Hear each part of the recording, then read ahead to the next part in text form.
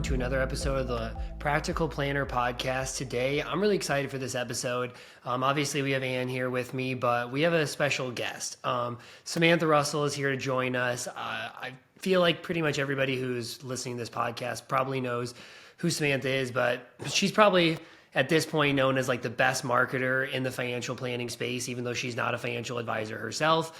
But Samantha, thank you for joining us. I'm really excited to just kind of talk about your journey, kind of why you're so passionate about estate planning. And honestly, I don't know if everybody listening knows, but you've joined in kind of the advisor council for wealth.com just because you are super passionate about making sure people get their estate planning done.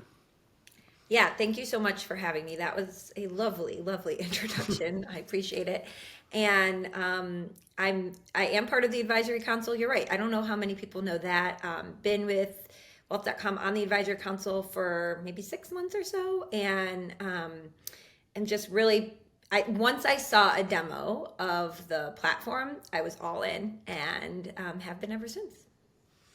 Well, we are just very glad that you're a part of it. You've added a lot of value.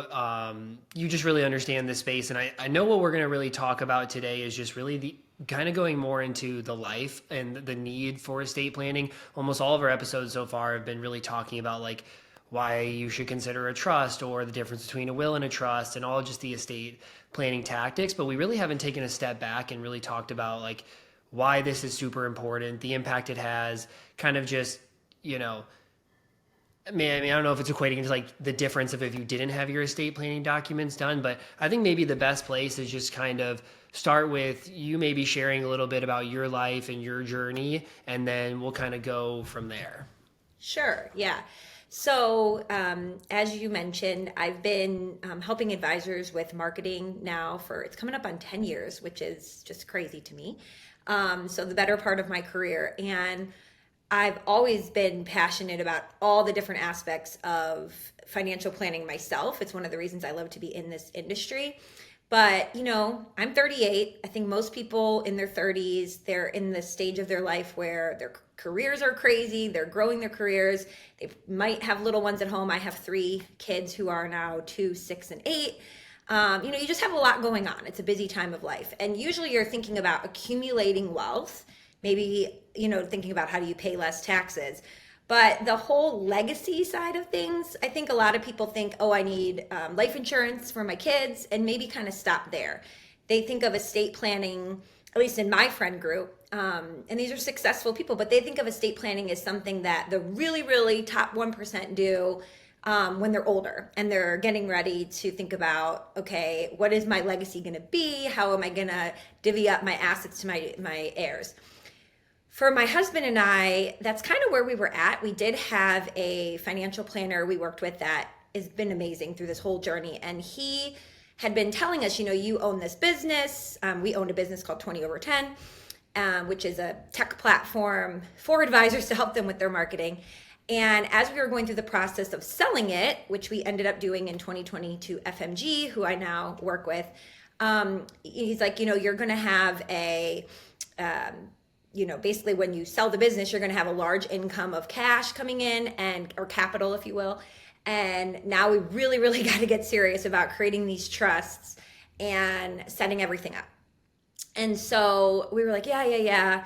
So we sold the business, then we're having the meeting, it's just, you don't think worst case scenario.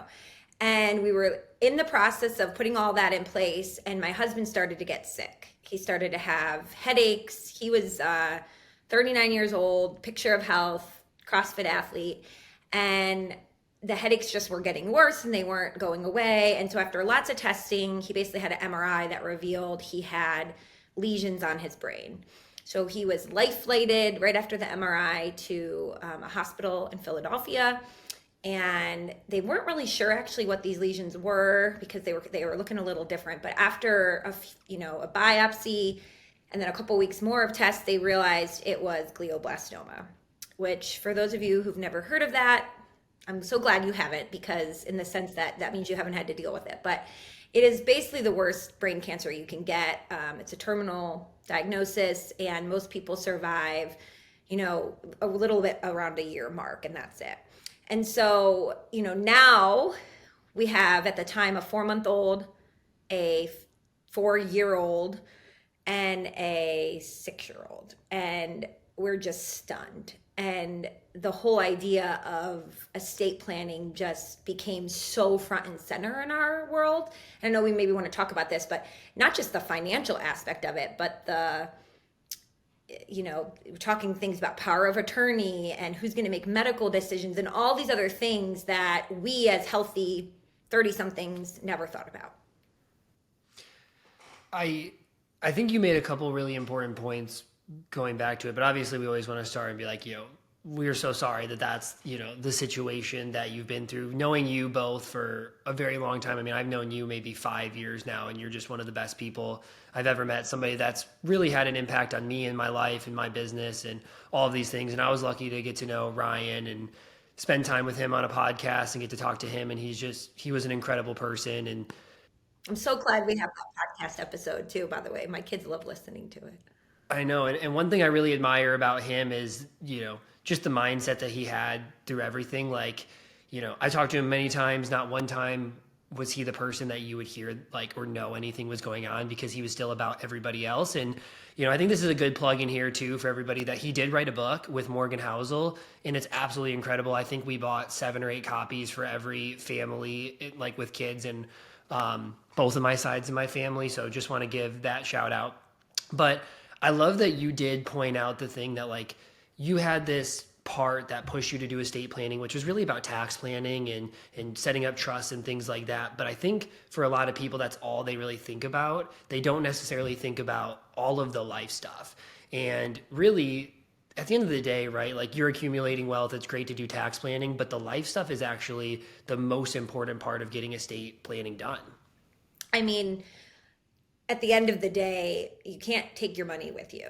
Yes, it's important. You want to have that legacy for your kids and set up everybody else. But in those, final moments, so my husband, going back to that, we ended up, there's not really anything that they can do for glioblastoma beyond they can resect the tumor. They can, the standard of care is still chemo and radiation, even though for most people it responds for a short period of time and then just grows right back. There's some devices you can wear, but everything's just prolonging life a very short period of time, months, and that's it. And the quality of life for the people who have it deteriorates so rapidly because obviously your brain is the machine in charge of everything. So you have physical deficits, you have mental deficits. And so, he started to have those after probably about a year. We were lucky that he had a longer period of time where he was relatively healthy. And people, like you said, who met him would not know what was going on. But in that time, we were able to we met a lot of other people who had glioblastoma or their survivors and talked about what does it look like when it really starts to impact you. And so that enabled us then to have these really hard conversations about what did he want his end of life to look like? What would be the stopping point for him when it came to medical care? And how would he want things to proceed? And we documented it all. We resubmitted it when we also set up our trusts as part of our larger estate plan. And when the end did come, everyone in a family, anybody who's been through something like this can attest to, has different opinions about quality of life and what that looks like. And, there's so many people who just until the very last moment want to just keep getting all the treatment, stay in the hospital. And there's other people who just want to come home and be home. And I could not be more thankful that we had everything documented, because there were a lot of differences of opinions just within our own little family unit. But he had made it so clear what he wanted and documented it that, it made it so much easier for us to follow it because of that. And he actually, unfortunately, so he had been diagnosed, he'd been ill for about a year. We were actually going to Germany to get treatments, all these things. And he ended up the tumor started to come back after about the 1 year mark, 12 months. And so this one doctor had kind of said, well, we could do this Hail Mary surgery. It's not going to save his life, but maybe it'll give him more time. And maybe some of that time will get better or be better quality of life, I should say. Because at this point, he was really having trouble communicating, couldn't write an email without my help. Just having a conversation was difficult. And so he had went and had this surgery on July 25th, of last year, actually, 2023, which is also the day we got the keys to our new house. So our families moved us in while we were down in Philadelphia. We'd planned it for like 6 months to move. And when he came out of the surgery, his ability to communicate was basically completely gone. Like he could no longer talk. He could say a few sentences here or there, but I could not have been more like happy and appreciative that we had those tough conversations ahead of time and had it in writing, because I couldn't ask him. I'm going to try not to get emotional, but I couldn't ask him, like, what do you want me to do in this situation, or how would you like to proceed? And so I'm so passionate about young people, young families especially, but really anyone listening. Like, this isn't the what if this happens scenario. We all will die. I know that's like such a morbid thing to sometimes say, but we're all kind of like not paying attention to it, but we all will. Nobody's going to be here forever. And so having those conversations is such a gift to the ones who are left behind and the ones who are there with you in that journey. And I just can't advocate enough for people to take time to sit down with their loved ones and really go through, like, what would it look like for you? Do you want to be home? Do you want hospice? Do you want to be, with your family around?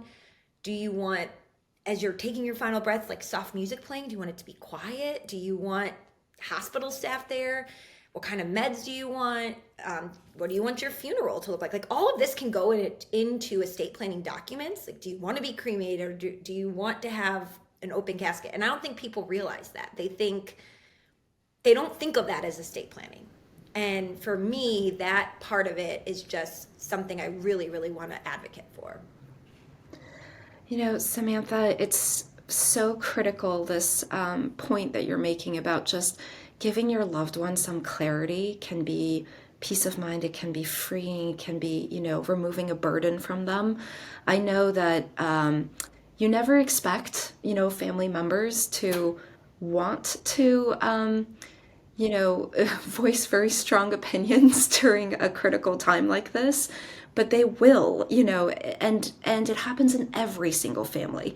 Your family, my family, Thomas, your family, like, we all want what's best for that person who's going through, the treatment or that situation. And, you have the worst case scenarios, of course, like Terry Schiavo, 20 years ago, whose parents actually, went to court against her husband because they just could not agree on what was right for her, when she was in a vegetative state. And you just think, even if in the Advanced Healthcare Directive or Living Will, those are just words that are not necessarily binding, but just give direction. It just gives you something to point to as the agent to say, I'm doing what this person wanted. And that alone can just kind of free people from making, decisions that, maybe they wouldn't have agreed with the principal, the person who's undergoing that, but at least they can have peace of mind that they had a chance to express themselves and they can back off and let the agent make that decision. I just think, not having that, you're opening yourself to potentially family conflict, leaving something behind where people don't get along after you're gone. And that's really tough as well. So having the conversation on the front end, writing it down, even if it's not binding, so important. 100%. Yeah, and Samantha, I mean, I want to say thank you for being able to like talk and share your story, because in my interactions with people, estate planning is something people don't really want to do. And if you can push them to do it, and it's not about taxes really, it's a task that they try to get done as quick as they can, right? It's more about like, I know I need to make sure if something happens, my kids are taken care of, or I know, I just need to make sure all my assets are going to go to the right place. But they don't actually think about this depth in the estate planning side of things. And I think your story kind of shows that, like, no, this is really important. Like, you don't want to not have these conversations. But I think that makes me curious, how do you have these conversations? And I know maybe for you guys, you might say, well, maybe it's a little bit easier because we knew that there was a diagnosis, so we had to have the conversations. But I still think, in my experience, people really run from hard conversations, especially this hard of conversations. Yeah, it's really interesting. I actually started like a little list of top questions that I've given to some of my girlfriends who had that same exact question. Like, I need to talk about this with my husband, but what do I even say?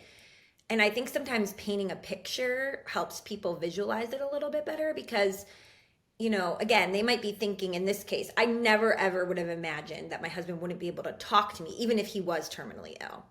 And so, being able to say things like, if you lost your ability to communicate, but you were still ill, but you still could understand X, Y, or Z, like at what point would you say, I don't want to get any more treatments because I can't enjoy my life? Would it be that you're, bedridden? Would it be that you no longer can control going to the bathroom, so you need to wear, a diaper and have someone else change you? Are you physically limited? What if you can't understand other people talking to you at all? Or what if you yourself can't talk? One of my friends' moms has Lou Gehrig's disease, and I just visited with her this week, and she can't talk and she can't walk and she can't do any of those things, but her brain is fully there and functioning, and she's able to understand what other people are saying to her. But her and I were able to kind of sit, and I asked her, because she can type on like a little phone. So she was able to say, I'm going to see Ryan in heaven soon. And I said, oh, so since she brought it up, I said, are you ready to go? And she said, yes, I'm ready to go. Like, I don't want to live like this anymore. And her daughter and her husband were there with me. And, I think it's one of those things where even as far as she's getting in this journey, it was like a moment where everyone really heard what she had to say, because nobody's wanted to ask the question, because we all just want to keep focused on getting the person better. And I think there's so much dignity in allowing people to choose and make choices about, like, at what point do they want to say, let's do X, Y, or Z instead. And like, I want to be home and just be in my house. And just, again, all of these things that go into it. So helping someone paint a picture of, if this happened, what would you say? Or if this happened, what would you say? Almost the way like in financial planning conversations or investment management, we have like the risk score, and we ask questions, right? Like if you're using a tool, it might say, if you lost this much in a market downturn, would that be too much? Or this percentage, kind of like asking them a list of questions. If you could no longer walk, if you could no longer talk, and kind of give them different scenarios. I think that's a really good way to do it. And when it comes to how do you broach it with your partner, I think it's something where you need to be intentional. You need to say, hey, listen, we've got little kids, or we've been married and we have assets. Like, we need to go out to dinner, or put aside time if you want to stay home, schedule it, get a babysitter, and we got to go over these questions and get it done. Totally. How do you, when you go through these, not put your opinion too much into it? What the other person should do?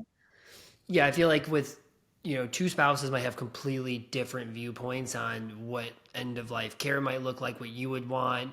And I know I've seen, even in my family, there's been conflict of like, person is in this shape, they might not want to have to deal with that shape, but everybody else is like, no, you should be fighting for this or whatever. And like, obviously that was not the experience of you, but like, how do you not throw your opinion onto the other person, even though you obviously love them and want the best for them, but you might have very differing opinions of what that should look like?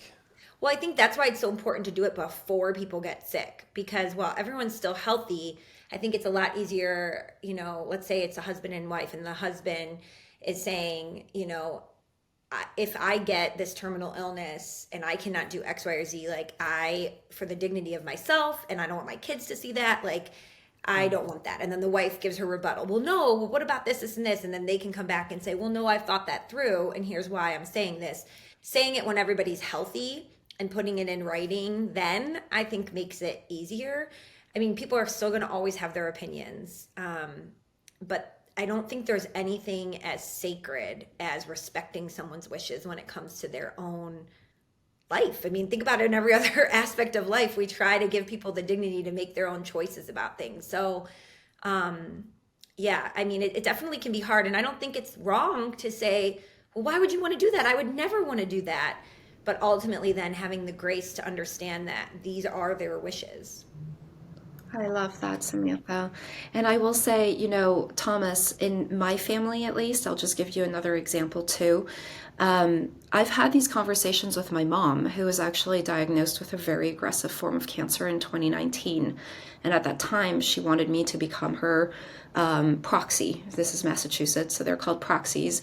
Proxy on her healthcare proxy. And I disagreed with her approach, to be honest, with, end of life care. She is one of those women who is like, I want to make as many milestones in my grandchildren's lives as possible, even if you have to like wheel me out, on a wheelchair, whatever it is, like I want to live.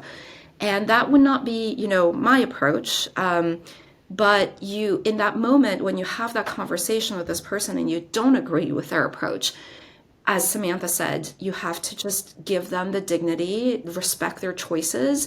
And at the end of the day, I think my mom realized, like, even if I personally wouldn't do the same for myself, I would do it for her.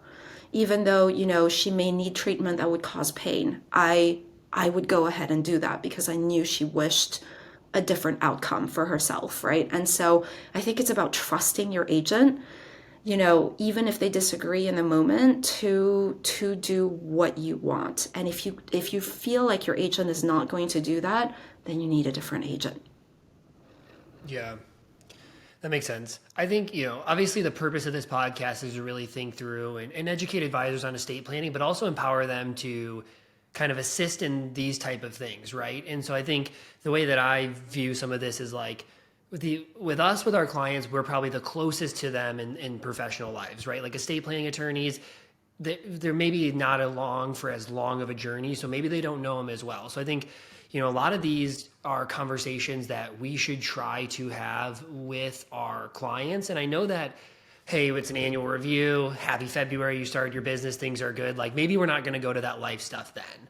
But sometimes they bring up stories of like something happening in their family or something happening with a friend. And I think those are really good opportunities to say, like, let's stay in this spot and let's have these conversations because they're really, really important to have. But one thing that I'm curious, and maybe from either of you, because this is not an experience that I've really had to go through, is I think what people say and what they do in a healthy spot might be very different than what they say and they do when something like this happens, right? So like, I think about this for me, like I'd probably say, hey, if end of life looked like this, then I probably wouldn't want to go through that.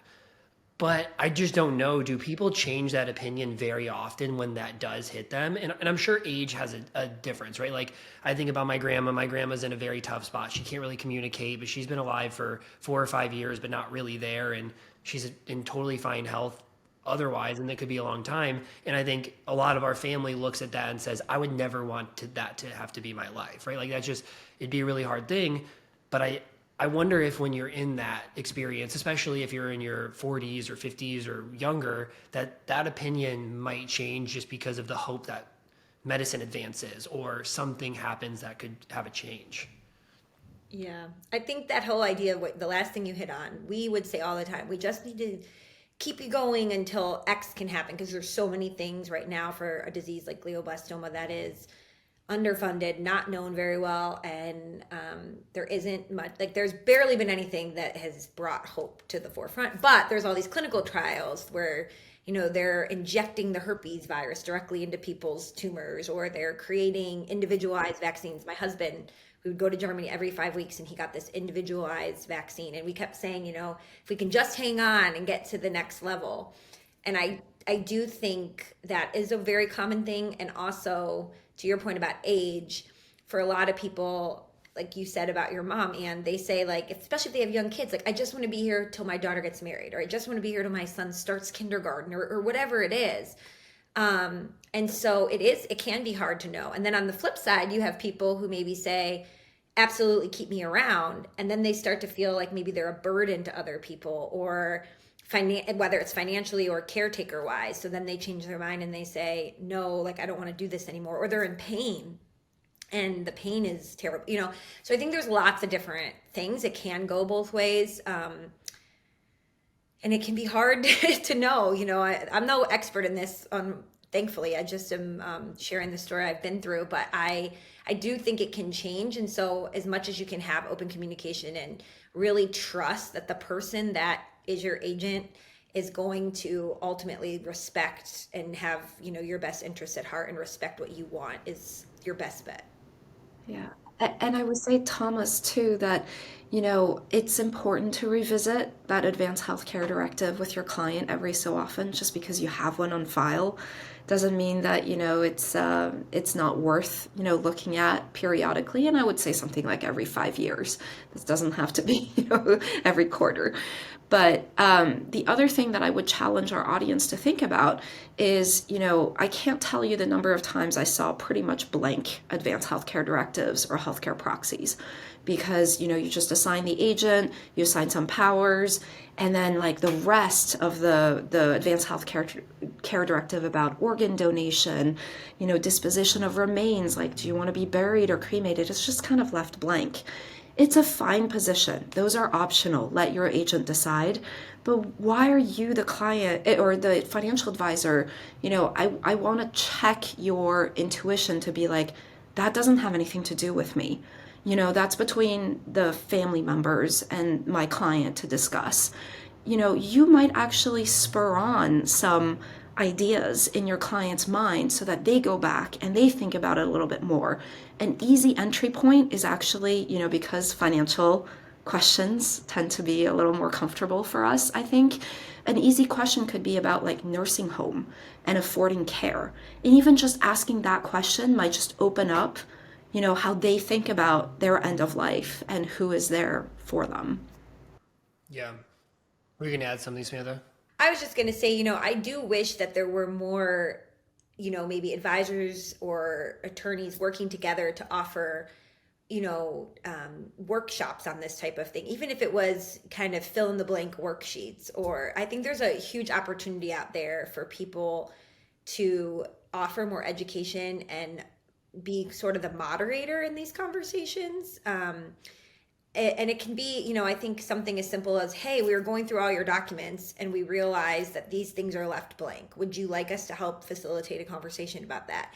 That's not something that is necessarily going to add to your bottom line, but I think it's going to be a huge memorable moment in the mind of the client. And we know that those memorable moments make you more referable, have people, thinking about the service that you add. I mean, my advisor was the one that facilitated these conversations. Hard stop. Like, it was not the estate planning attorney we worked with. It was not anyone else. He was the one who helped us really think about those hard questions and get answers to them. And I'm forever thankful to him for that. Yeah. I mean, that's super powerful. I'm curious for you, and maybe for the last, few minutes that we have, is there anything that in your mind you look back on just on the estate planning side of things, you're like, I wish I would have done that maybe slightly differently? And I think that's one of my questions. The other question is, how did going through this change the way that you view your estate planning now? Like, did you go back and revisit for yourself? I mean, obviously estate plan changes and life changes. Are there certain things where you had certain decisions and you're like, I think I'm going to change the way that I view that just from my experience? Yes, absolutely. I think one of the things that was really hard is we did everything at once during a really stressful time. So we had the diagnosis and we were setting up the trust, thinking about what age do we want to allow our children to access the trust. We were doing all the power of attorney and the healthcare power of attorney and the advanced directives and everything at one time. Also knowing his diagnosis was incredibly overwhelming. And I think some of it we just did quick because we needed to get it done and we thought, well, we could always change it. And there was a lot of scenarios I didn't even think about that we then ended up going through that I wish I would have had even more guidance from him on. So I think my biggest thing is I want to go back to my own documents and get even more specific. I think we were a lot more specific than most people, especially in our age group, would be, but I want to have a lot less gray area on my own. And this sounds like a silly thing, but I would have loved to have a piece of paper that said something like, if I die, here's what to do. And just in bullet points is like, contact this person. These are the documents you need. Here's the passwords to all the accounts in one place. I mean, we had a lot of this stuff because we knew his condition in different places, but I will never forget, like one night I had gotten rid of the Amex card that was in his name because I was like, oh, we don't need that fee anymore. So canceled it. And he had used that card to set up all of our like entertainment, Hulu, Disney Plus, Netflix, everything. And it was a Friday night and it'd been a long week. We're all emotionally strained and we're sitting down to watch a show and I can't log into anything. And my kids are all crying and I just started, I had like a complete meltdown. And I couldn't get into anything. I didn't know what the passwords were. I had to cancel all the accounts and reset them up in my name. And it was such a simple thing, but it would have been like those kinds of things would make such a difference. And so now that's my, new thing. I'm creating a, if I die, here's what to do for the people that will then be in charge for me, because I think it would have been so helpful. I think that's actually a really good tip. I think you're giving some good ideas here almost for wealth of some things. I think one is like I'm viewing this like almost like a risk-alize for estate planning, because I think there are the parts like who is your healthcare power of attorney, who's your favorite power of attorney, but I don't think it goes to like if this happened then would you want to do this, and if this happened you'd want to do this, because if it just says like how would you want your end of life to be, it'd be like, oh, I just don't want to be like, if I can't take care of myself, but what about nursing home or stay at home or all these things? You can say like, if this happened, do you want that? And then if this happens, do you want that? But I also think that like key summary of your estate plan, I mean, obviously with wealth, you have this like overview of every single part, but this one pager that you're talking about, that could be like, if this were to happen to me, we know this goes to your specific person. I actually think that's a really powerful thing to do. Well, thanks. I've only learned it the hard way, unfortunately. Yeah. Okay, last few minutes. Is there anything that we didn't talk about that you want to share, or you think that would help advisors think through this better? Because I guess while you think about that, I think one thing that you do really well is you're always empowering advisors of like how to be better advisors. And a lot of it is through the lens of marketing, but I also think you're not going to market things that you're not doing inside of your firm, right? Like don't say here, and we do estate planning and help review estate plans, and you don't know anything about estate planning or have any solution to help them on it. But you do talk about this a lot. You talk about estate planning and tax planning are two of the most valuable things that people say that they want. So I think hopefully through this, advisors can see that like even you're not writing the documents, right? Like even if there's no estate tax issues, it still really does fall on us. And Anne and I have talked about this, like most people go to an estate planning attorney or go get their estate planning documents done because of a push from a financial advisor. People just don't think about it. Like I was talking to my sister last week, I'm like, annual review, get your estate planning done. They leave, every time they leave, they just write it down on a piece of paper. I'm like, guys, like, don't you just feel terrible doing that? And they're like, yes, we know we need to get it done. Year rolls around, they still haven't done it. But I mean, I just feel like as advisors, like this should be like, it's on every single agenda of every time I meet a client until they do it. I do it. And we have scorecards for clients in every area. I give them a big red failure on estate planning every time, hoping they see that and say, oh my gosh, I need to do this. This is my only area of red that I'm failing on. I love the scorecard. That's so smart.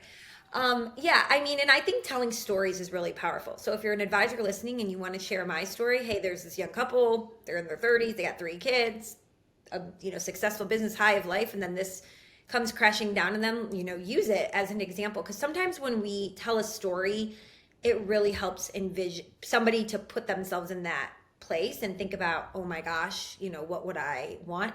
But I also think sometimes rather than just saying like get estate planning done, if you as an advisor almost had like a worksheet and you could give it to them saying, if this happened, what would you want? And kind of take those questions and one by one, allow them to talk about them and say, look, you just answered all the questions you need for your estate planning doc. Now all you need to do is use this to create the documents. Like you're not creating them for them, but you're helping ask the question to get them to the answer.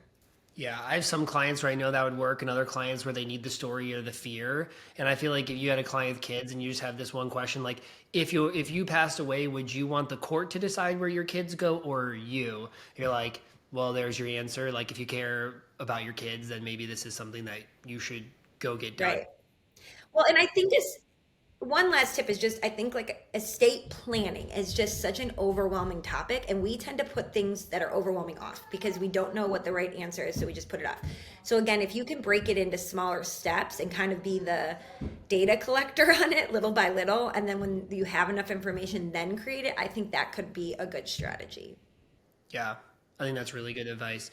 Well, Samantha, we really appreciate you coming on and sharing your story. I mean, obviously it's not the easiest story to be able to open up and share, but I think you've done a really great job of using it to educate people. And I know a lot of people have really come around you guys because you guys are just absolutely amazing people, but we appreciate the time and sharing this. And hopefully advisors walk away with this and feel, I mean, just have a little bit more emotion around estate planning. I think for a lot of us, estate planning really does feel like a task, and it isn't really as much about like the life plan and what you want for your family and everybody after you and for yourself. So hopefully this can help push more and more people to get it done and think through it versus just have it be a task.